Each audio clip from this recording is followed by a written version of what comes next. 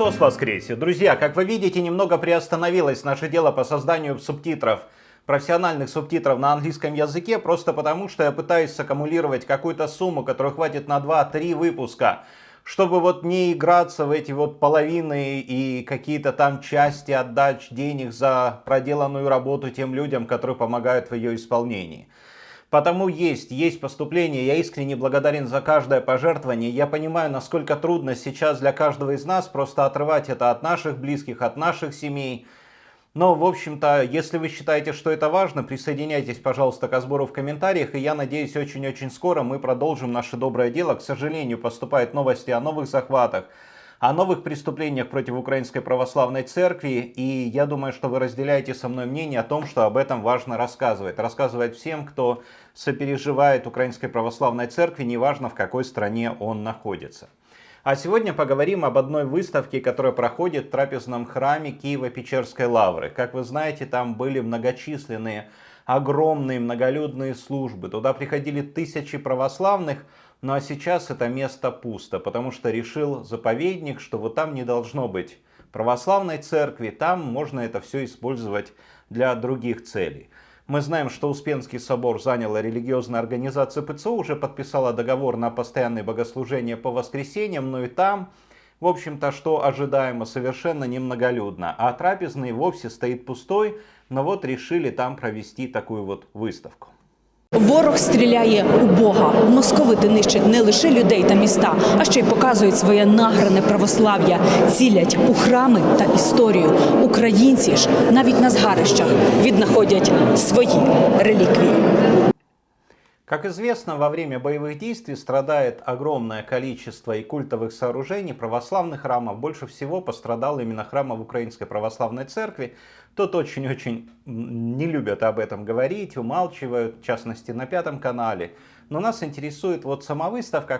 Как вы видите, там какие-то предметы из храмов, которые пострадали, которые удалось представителям музея оттуда привезти. Там можно увидеть, что вот целый ряд предметов как раз из храма Украинской Православной Церкви. В одном из фрагментов я увидел Святогорскую икону Богородицы, которая очень-очень известна всем, кто бывал в этой обители, может быть, даже кто не бывал. Но вот я хотел бы обратить ваше внимание буквально на несколько моментов. Вот первый из них. Музейники зараз на передньому краї цієї боротьби за культуру, за духовність, і кожна їхня експедиція – це ризик, це можливість опинитися на замінованих якихось об'єктах. Колеги зробили ці унікальні поїздки, знайшли ці артефакти. Артефакты для него, понимаете? То, что для христиан святыни, для него артефакты. Мы помним, что для него мощи – это экспонаты, спасенные какие-то святыни, артефакты, и вместо того, чтобы их отдать тем конфессиям, которым они принадлежат, в частности той же Украинской Православной Церкви, они сделали такую вот выставку, рассказывая о героизме музейных сотрудников,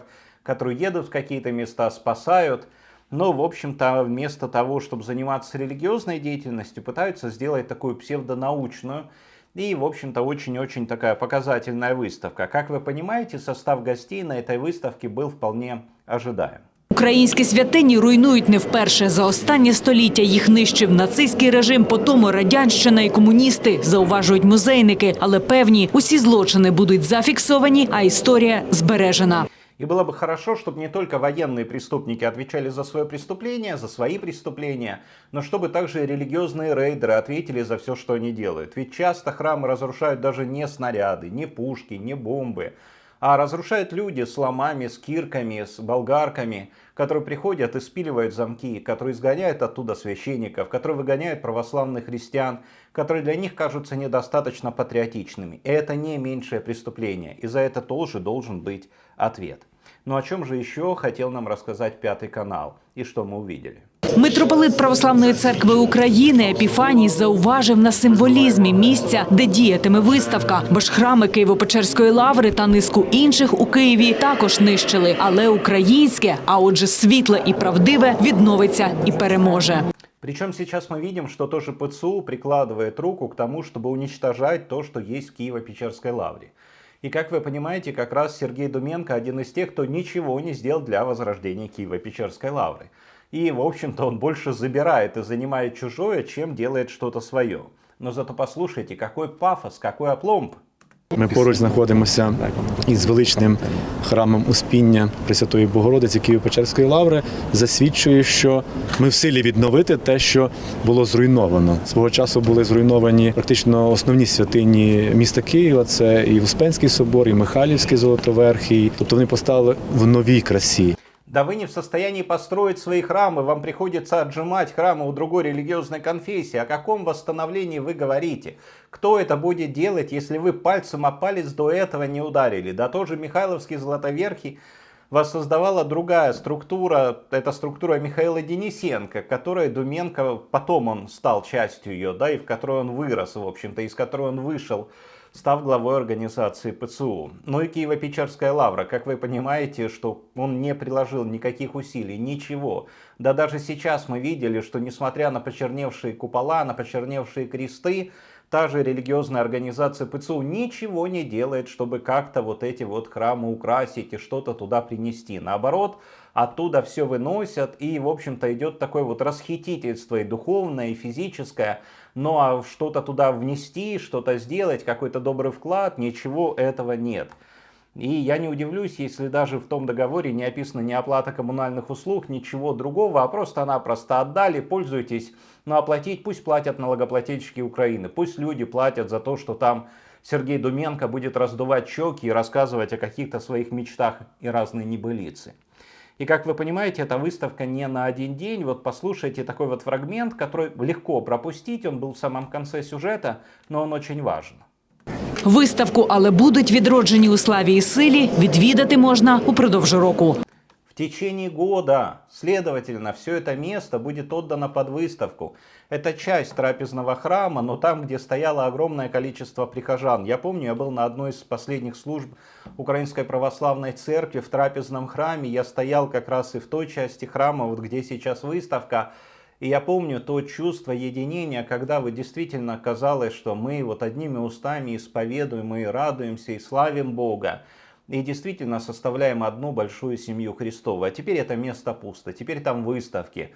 Я думаю, что потом там будет и та же хория казацкая со своими дудками и много-много чего другого. Не будет там святости, не будет там молитвы, не будет того, ради чего Киево-Печерская лавра созидалась. И судя по всему, это может ждать и Нижнюю лавру, если ее опять же захватят эти самые люди, если не удастся верующим отстоять свои святыни. И потому важно об этом говорить, важно это доносить, важно показывать вот ту серьезность и те последствия, которые могут произойти, если верующие потеряют какой-то контроль над лаврой, над этими святынями. Что интересно, там были разные гости, и тут внезапно всплыл Николай Томенко. Давно его не было видно в каком-то публичном пространстве, всплыл он не случайно, мы об этом с вами поговорим. Просто я хотел обратить внимание на эту фотографию с официального сайта религиозной организации ПЦУ. Был там и Виктор Еленский, его нет на видео, это, так скажем, смотрящий по религиям, человек, который продолжает дело Ярославского, того самого безбожника, того самого богоборца, который умер в итоге от рака в 40-х. И, в общем-то, сейчас Виктор Еленский активно борется с Украинской Православной Церковью. Вот здесь на сайте РИСУ, это дно религиозной журналистики Украины, пишут, что в Киево-Печерской лавре проведут реконструкцию пещер. Глава Государственной службы этнополитики и свободы совести Виктор Еленский сообщил, что пещеры, где хранятся мощи послушников, ждет реконструкция. Там хранятся мощи святых, там хранятся мощи преподобных, не послушников.